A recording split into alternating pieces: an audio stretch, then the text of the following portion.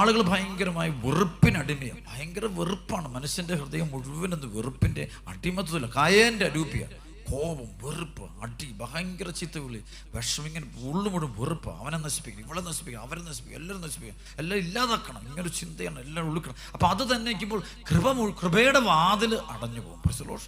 ദൈവകൃപയുടെ അനുഗ്രഹത്തിൻ്റെ വാതിൽ നമുക്ക് അടഞ്ഞു പോകും. അപ്പം അതുകൊണ്ട് നമ്മൾ ആ വാതിൽ തുറക്കപ്പെടണം എന്നുണ്ടെങ്കിൽ നമ്മൾ ആദ്യം നമ്മളെ വേദനിപ്പിച്ച മുഴുവൻ അവളോട് നമ്മൾ ക്ഷമിച്ച് പ്രാർത്ഥിക്കും. സർവ്വ ഹല്ലേലൂയ. നമ്മൾ പെട്ടെന്ന് എല്ലാ എനിക്ക് ആരോടും വെറുക്കാൻ ഉദ്ദേശമൊന്നുമില്ല, ഞാൻ എല്ലാവരും ക്ഷമിച്ചത്. ഇത് പറയുമ്പോൾ നമ്മൾ മറ്റുള്ളവർക്ക് കുറ്റം, നമ്മൾ ആരോടാണ് ക്ഷമിക്കാത്തതെന്ന് വെച്ചാൽ ക്ഷമിച്ചോ എന്ന് കണ്ടുപിടിക്കാൻ വഴി ഞാൻ ഇന്നും നമ്മൾ ആരെങ്കിലും ആരെക്കുറിച്ചെങ്കിലും കുറ്റം പറയുന്നുണ്ടെങ്കിൽ, രഹസ്യമായോ പരസ്യമായോ നമ്മൾ ആരെക്കുറിച്ചെങ്കിലും കുറ്റം പറയുന്നുണ്ടെങ്കിൽ അതിനർത്ഥം ആ വ്യക്തിയിൽ നിന്നൊരു വിഷമം, ഒരു മുറിവ് നമ്മുടെ ഉള്ളിൽ കിടപ്പുണ്ട്. പ്രൈസ്. ആ വ്യക്തിയിലൂടുണ്ടായ ഒരു പ്രശ്നം നമ്മുടെ ജീവിതത്തിൽ കിടപ്പുണ്ട്. നമ്മൾ ആ വ്യക്തിയോട് ക്ഷമിച്ചിട്ടില്ല, നമ്മൾ ആ വ്യക്തിയോട് ക്ഷമ ചോദിച്ചിട്ടില്ല. അതുകൊണ്ടാണ് ഇപ്പോഴും നമ്മൾ ആ ആളുകളെക്കുറിച്ച് കുറ്റം പറഞ്ഞുകൊണ്ടിരിക്കുന്നത്. പ്രൈസ്. അപ്പോൾ നമ്മൾ ആരെക്കുറിച്ചൊക്കെ ലോകത്ത് കുറ്റം പറയുന്നുണ്ടോ, അപ്പോൾ അതിനർത്ഥം ആ വ്യക്തിയിലൂടെ നമുക്കുണ്ടായിരിക്കുന്ന ഒരു മുറിവുണ്ട്. പ്രൈസ്. നമുക്കൊരു വിഷമമുണ്ട്, നമുക്കൊരു തിക്താനുഭവം ഉണ്ടായിട്ടുണ്ട്, നമുക്കൊരു നെഗറ്റീവ് എക്സ്പീരിയൻസ് ഉണ്ട്, അവർ പീഡനം. അപ്പോൾ ആ വ്യക്തിയോട് നമ്മൾ ക്ഷമിച്ചിട്ടില്ല. അപ്പോൾ ആ വ്യക്തിയോട് ക്ഷമിച്ച് കഴിയുമ്പോൾ എന്താ, നമ്മൾ ക്ഷമിച്ച് കഴിയുമ്പോൾ പിന്നെ നമ്മൾ ആ വ്യക്തിയെക്കുറിച്ച് കുറ്റം പറയില്ല. ആ വ്യക്തിക്ക് നന്മയുണ്ടാകാൻ വേണ്ടി പ്രാർത്ഥിക്കും. പ്രൈസ്. ആ വ്യക്തിക്ക് വളർച്ച ഉണ്ടാകാൻ വേണ്ടി പ്രാർത്ഥിക്കും.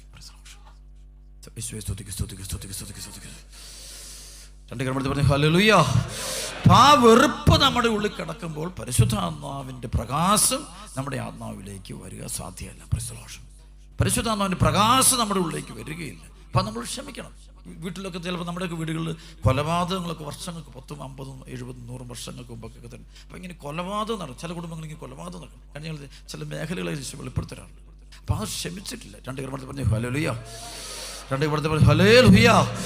ക്ഷമിക്കണം. നമ്മൾ അത്ര വലിയ ദുരന്തങ്ങൾ വന്നിടണം. നമ്മൾ ഒരുപാട് പീഡിപ്പിച്ച, നശിപ്പിച്ച ക്ഷമിക്കണം. അന്ന് ഈശോയുടെ ഞാൻ കഴിഞ്ഞ ആളുകൾ ഒരു പ്രാർത്ഥനാ ഗ്രൂപ്പിൽ ഇരുന്നപ്പോൾ എനിക്ക് അവരുടെ പ്രാർത്ഥനയിൽ ഒത്തിരി ഇഷ്ടപ്പെട്ട കാര്യം, അവർ ജപമാല ചൊല്ലുന്നതിനിടയിൽ പോയിന്റ് ഈശോയുടെ പാപങ്ങൾ ക്ഷമിക്കണമെന്ന്, നരകാഗ്നി രക്ഷിക്കണമേ, എല്ലാ ആത്മാക്കളും പ്രത്യേകിച്ച് സഹായം ആവശ്യമില്ല ഒരു ശുശ്രൂഷത്തിലേക്ക് ആനയിക്കും. ഇത് പറഞ്ഞ ശേഷം അവർ പ്രാർത്ഥിക്കുന്നു, പിതാവേ, ഇവർ ചെയ്യുന്ന ഇവർ അറിയുന്നില്ലെന്ന്, ഇവരോട് ക്ഷമിക്കണമേ എന്നറിൽ ചെയ്ത് ഈശോയെ ഞങ്ങളെ വേദനിപ്പിച്ച് മുഴുവൻ ആളുകളോട് ഞങ്ങൾ ക്ഷമിക്കുന്നു. പ്രൈസ് എന്ന് പറഞ്ഞിട്ടാണ് അവർ അടുത്ത രഹസ്യം ചൊല്ലുക. അപ്പോൾ എല്ലാം പ്രാർത്ഥനയിടയ്ക്ക് അവർ പിതാവ് ഈശോ ചൊല്ലി പ്രാർത്ഥന, പിതാവ് ഇവർ ചെയ്യുന്നതെന്ന് ഇവർ അറിയുന്നില്ല, നീ ഇവരോട് ക്ഷമിക്കണേ. പ്രൈസ്.